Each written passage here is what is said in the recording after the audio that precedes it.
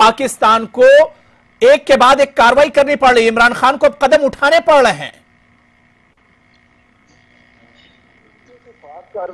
देखिए, कोई खास कार्रवाई कौन सी की है जो आपके इशारों पे या आपके दबाव में की हो हुकूमत पाकिस्तान ने? हाँ, कहीं किसी के ऊपर कोई पाबंदी लगती है, चीजें हैं, वो तो रूटीन का हिस्सा है और पाकिस्तान की अपनी जरूरत है।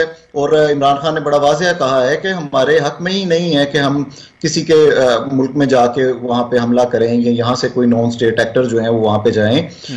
ताहम ये बात भी आप जो है वो नजरअंदाज ना करें ना कि वहां पे जो जुल्म और सितम किया जा रहा है कश्मीरी, जिन्हें आप खुद अपना अटूट अंग कहते हैं, उसका रद्द जी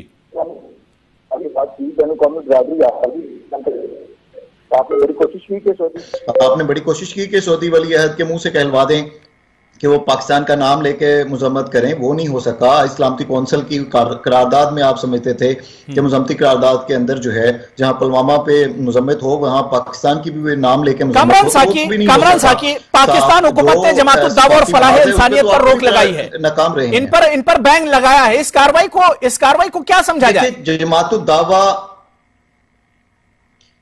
आप गूगल देख लीजिए, गूगल के ऊपर खबरों को सर्च कीजिए। हम पिछले कई साल से उस पर वक्फे से पाबंदियां लगाते रहे हैं और जो इंडिया है उसको समझ लीजिए एक तरह से मिन्नतें ही कर रहे हैं कि भाई कोई सबूत है तो दे दो, हम इसे बैन कर दें, हम इसे बंद कर दें। जब रद्दी के टुकड़े वहां से आएंगे तो हम कैसे किसी शख्स को जो पाकिस्तान और इंडिया के मुंबई हमले को लेकर कितने सबूत आपको दिए गए? पाकिस्तान ने उस पर क्या कदम उठाया? कर सकते हैं कामरान साहब, पाकिस्तान हमेशा सबूत की बात करती है, उसे सबूत दिए जाते हैं लेकिन उसका कोई रिएक्शन नहीं आता है। मुंबई हमले को लेकर 26/11 को लेकर कितने सबूत हिंदुस्तान ने दिए? मैंने वही कहा कि वो सबूत आप लाइव बैठे हैं, आप दिखा दीजिए ना कौन से सबूत दिए। वो चीजें ऑन दी कैमरा आप कोई उस पर प्रोग्राम रख लीजिए, आपको अंदाजा हो। आपके मीडिया ने को दिखाया भाई साहब, अजमल के बारे में